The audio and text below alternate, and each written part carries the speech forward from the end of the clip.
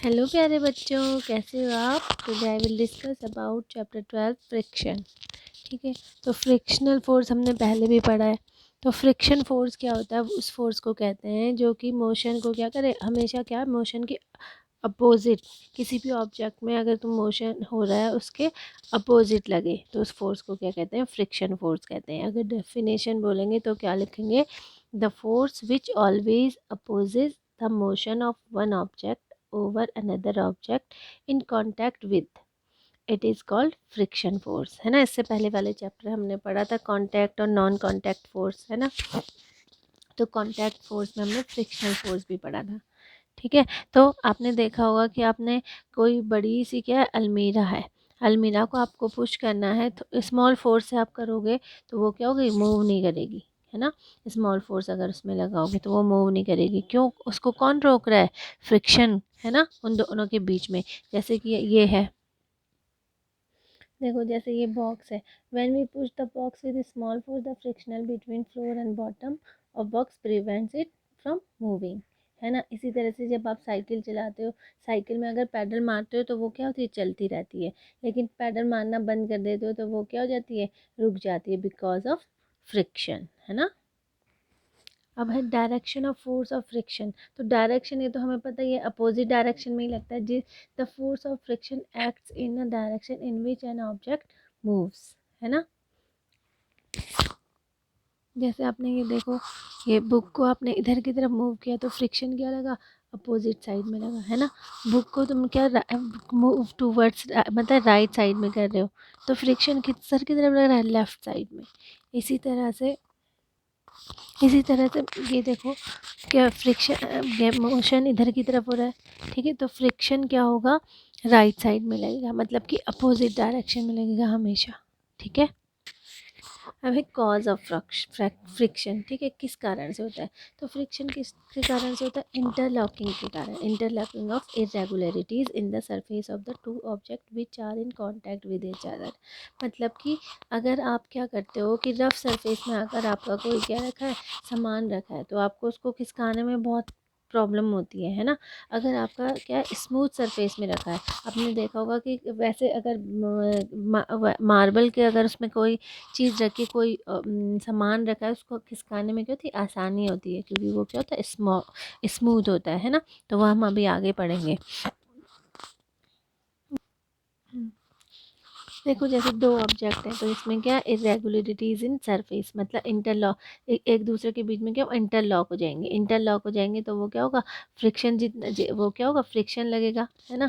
Friction क्या interlocking की वजह से ही लगता है और इसी वजह से वो क्या होता है, मोशन नहीं हो पाता। ठीक है, friction arises due to irregularities, मतलब कि जितना ज़्यादा रफ सरफेस होगा उतना ज़्यादा फ्रिक्शन लगेगा।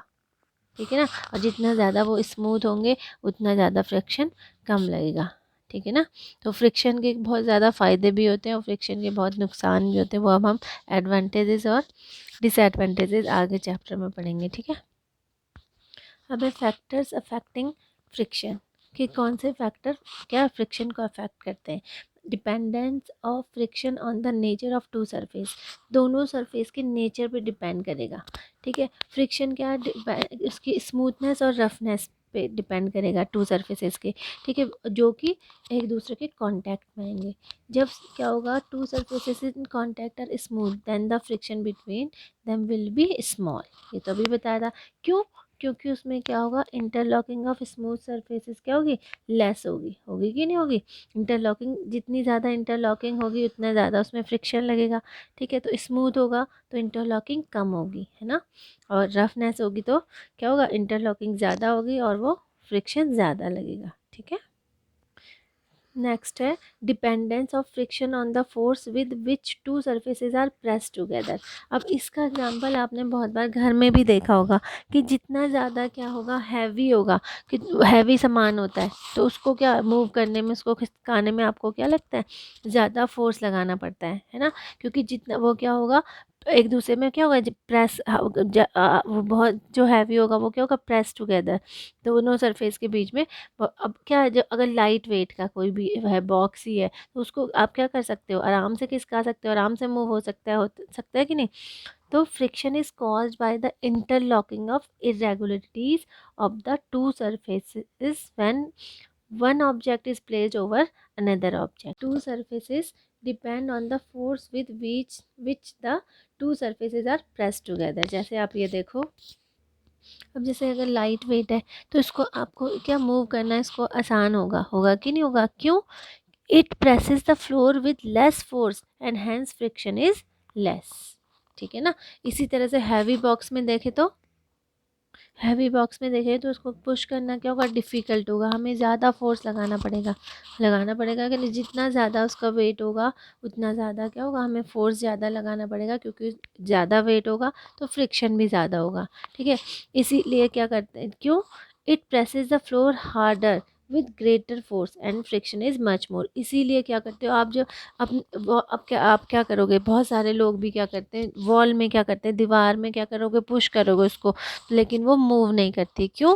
क्योंकि उसमें वो क्या होगी, उसका फ्रिक्शन क्या होगा? ज़्यादा होगा, है ना। इसीलिए वो क्या होगा, दीवार तुम्हारी मूव नहीं करती।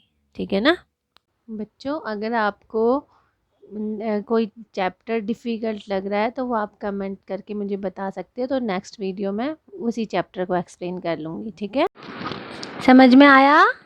Yes ma'am. मज़ा आया? Yes ma'am.